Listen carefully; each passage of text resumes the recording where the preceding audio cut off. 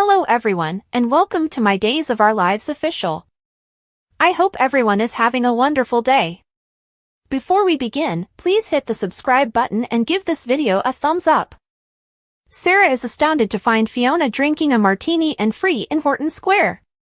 What are you doing out of jail? Sarah wonders. Fiona says she is free since the DA dropped the charges. After everything she's done, Sarah queries how this is conceivable. Fiona tells Sarah that she is solely responsible. Fiona clarifies that none of her conflicting claims would be upheld in court. Brady also saw her, but Sarah thinks this isn't possible. Brady wouldn't be a credible witness because he was completely inebriated, according to Fiona. Sarah reminds Fiona that she confessed, but Fiona argues that she is innocent because she didn't tell the Salem Police Department. Sarah doesn't get it. Was it all a lie? What happened to the woman who wanted to patch things up with Xander, who said he loved her like a daughter?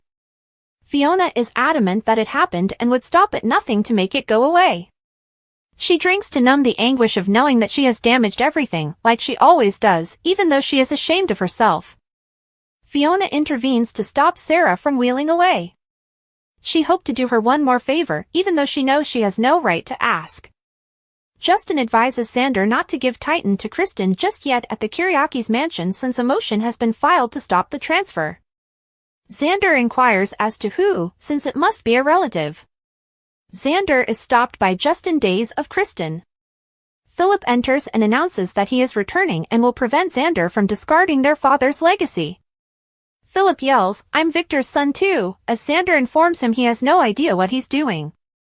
Titan has no legal rights because Victor didn't abandon him, according to Xander. Philip implores me to disagree.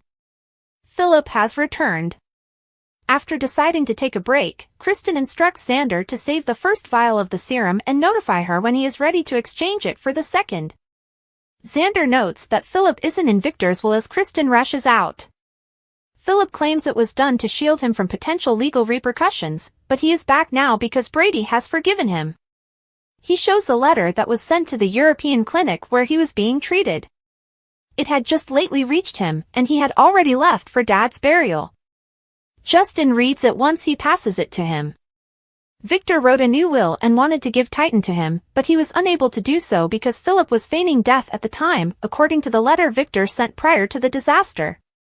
Justin is asked if he has a case by Xander. Although Justin is unsure, this is sufficient to prevent the transfer for the time being. Xander pleads with Philip to end the case, explaining that this is for Sarah. "Sorry, Xander, not a chance in hell," Philip responds. Although Philip says he has sympathy for Sarah, there is no assurance that the serum will be effective, and is it really worth losing a multi-million-dollar business for? According to Xander, it is. Philip claims that Xander caused this by being ignorant about a mother who mistreated him and left him. Perhaps if he had been paying attention, he would have realized that his mother was still a hopeless drunk when she killed his wife.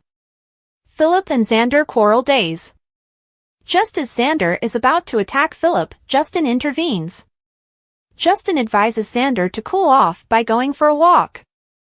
He does, and Philip informs Justin that he will see that it doesn't happen because Victor would not want the business to be given to a Demera. Xander curses Philip after glancing at the vial Kristen left. When Sarah shows up, she tells him that all the charges have been dismissed and his mother is now free. Xander queries how this might be. Fiona wanted her to give him something, but Sarah says she will explain it later.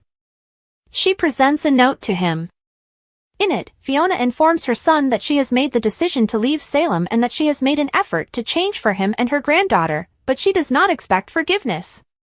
She simply couldn't pull it off, and maybe one day she'll change and grow into someone he can forgive. Fiona claims she loves him and always will, even if it doesn't work out.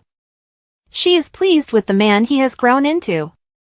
At least she's gone from their life, but Xander rips up the letter and regrets that she's getting away with it. What happened with Kristen? Sarah asks. They should discuss that, he says. The serum and Xander days.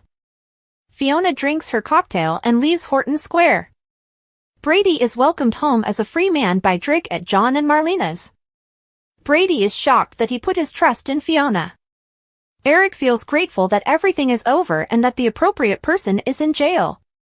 Brady claims that he can never express how grateful he is for his freedom. Shake days with Brady and Eric.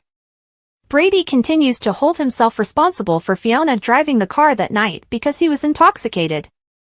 Eric claims that since he wasn't driving, he must remain sober and make the decision to move on.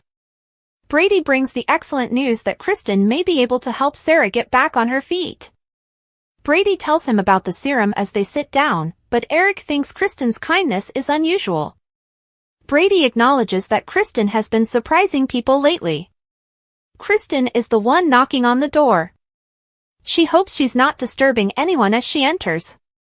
Since he needs to pack and get home to Nicole and Jude, Eric says it's okay. Once more, Brady expresses gratitude to his brother and says he will miss him. Eric leaves after saying they'll stay in contact. Eric and Brady talk about days. Since she ruined Brady's old car, Kristen surprises him by getting him a new one. According to Brady, the waiting list for this car is years lengthy. Rachel's dad deserves to drive around in style, she says.